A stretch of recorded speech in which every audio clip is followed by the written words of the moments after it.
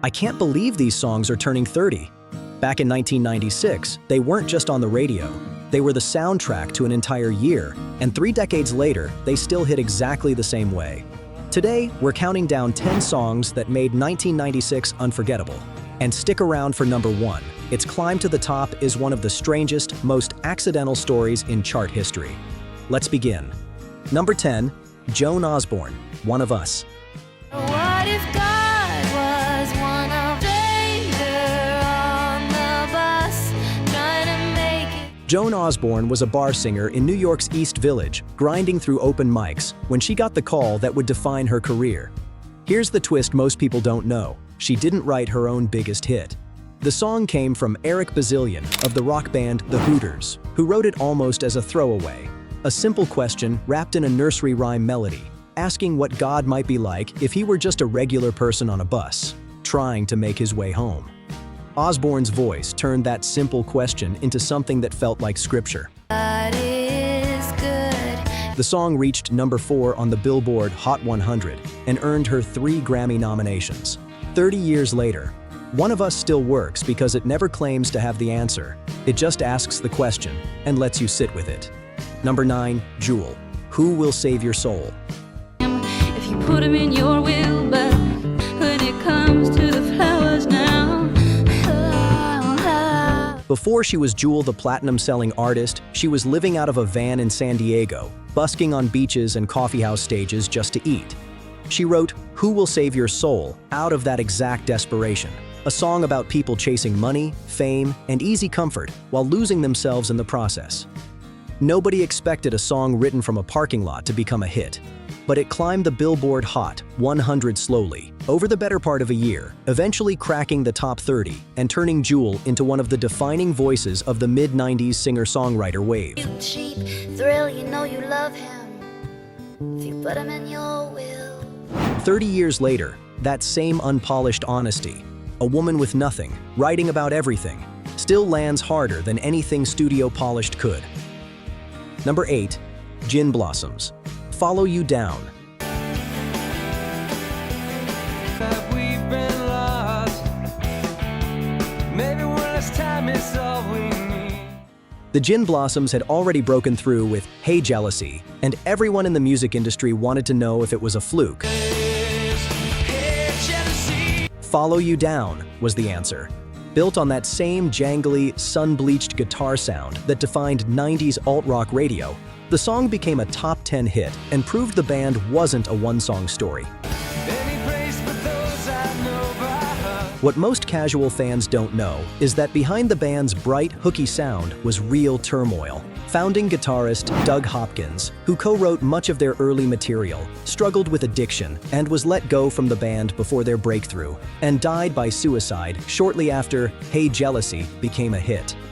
30 years later, that tension, effortless-sounding pop hiding real pain underneath, is exactly why the song still resonates. Number 7, Alanis Morissette, Ironic. Those men turn 98. It's like rain. Alanis Morissette wrote Ironic with producer Glenn Ballard, and the two of them built the song around a list of small, cruel coincidences.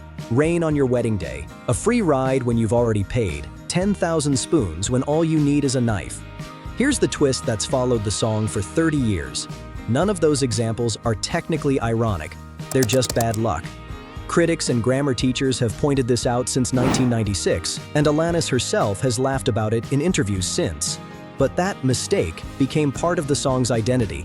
Ironic reached number 4 on the Billboard Hot 100 and became one of the defining anthems of 90s alternative rock precisely because it wasn't trying to be clever. It was trying to be honest. 30 years later, the debate over whether it's actually ironic is still part of the fun. Number 6, Donna Lewis, I Love You Always Forever. I love you always forever. Near and far, we'll sit together. You've got the most. Donna Lewis was a Welsh singer nobody in America had heard of when this song exploded out of nowhere in the summer of 1996. Inspired partly by a line from a Victorian-era poem, Lewis built a breathy, whispered vocal over a shimmering synth-pop production that sounded like nothing else on the radio that year. It spent weeks camped in the top 10 of the Billboard Hot 100, and for one summer, it was inescapable. Beaches, cars, weddings, all of it. Lewis never matched its success again, and this became the song she'll always be remembered for. Secret moments shared. 30 years later, that whispered dreamy hook still sounds like summer captured in 3 minutes. Number 5, Whitney Houston. Exhale. Shoop Shoop. Everyone falls, but there comes a point when we Babyface wrote and produced this song for the soundtrack to Waiting to Exhale, and here's the detail almost nobody catches. The actual word exhale barely appears in the lyrics at all. Whitney spends most of the song singing shoop shoop shoop be doop. A sound Babyface built the entire hook around instead of a literal lyric. It shouldn't have worked. It became one of the defining Whitney Houston singles of the decade, holding down the #1 spot on the Billboard Hot 100 before being dethroned by an even bigger juggernaut we'll get to in a minute. 30 years later, that shoop shoop hook is still instantly recognizable within half a second of the song starting. If these songs are already taking you back 3 decades, hit like and subscribe so we can keep reliving 1996 together. Let's keep going. Number 4, Tracy Chapman. Give Me One Reason. I wanna leave you lonely. You gotta make me change my mind. I called too many times.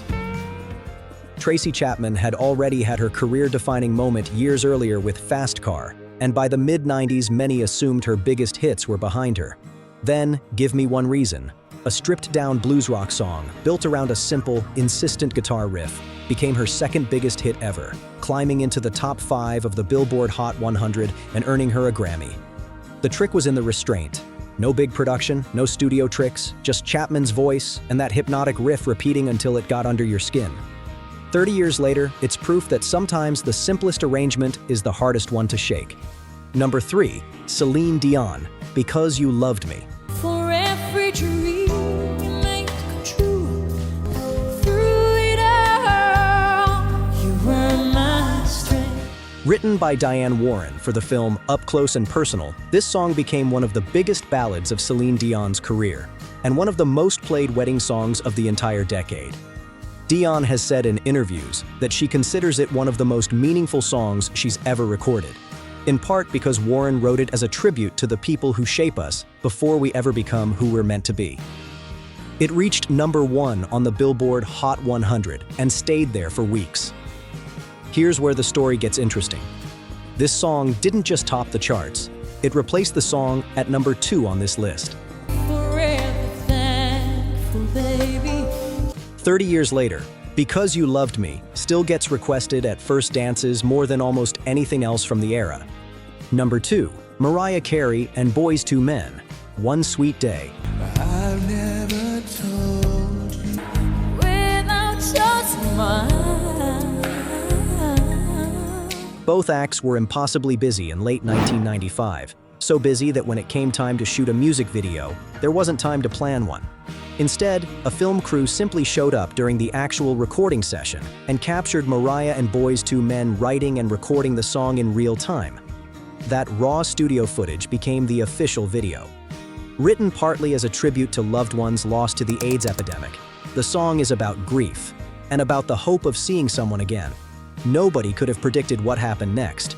One Sweet Day debuted at #1 on the Billboard Hot 100 and stayed there for 16 consecutive weeks, a record that stood untouched for over 20 years. It knocked Whitney Houston's Exhale out of the top spot and held on so long that it took Celine Dion's Because You Loved Me to finally end its reign. 30 years later, that unscripted studio footage, 2 acts just trying to get through a session, is still more moving than any planned video could have been. Now tell me, where were you when you first heard these songs? Leave a comment. I'd love to hear all of your stories. Now, the unforgettable song of 1996 that I am sure all of you remember. Number 1, Los Del Rio, Macarena.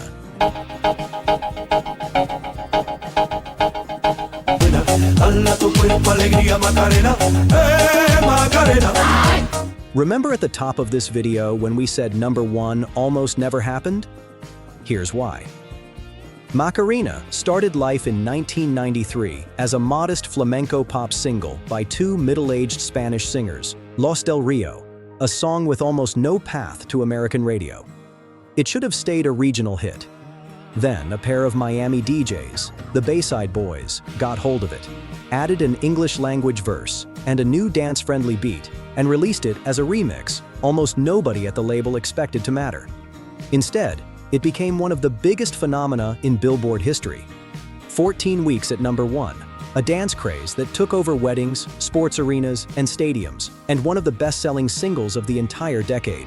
A song that was never supposed to leave Spain ended up defining an entire American summer. 30 years later, the moment those opening notes hit, that dance is still muscle memory for an entire generation. These songs from 1996 prove that some years just capture lightning, and 30 years later, that lightning hasn't dimmed one bit. If you love a good "Whatever Happened to Them" story, you'll want to check out our countdown of the most iconic one-hit wonders of the 1990s next. Some of these same charts, told from a completely different angle. Click through and I'll see you there.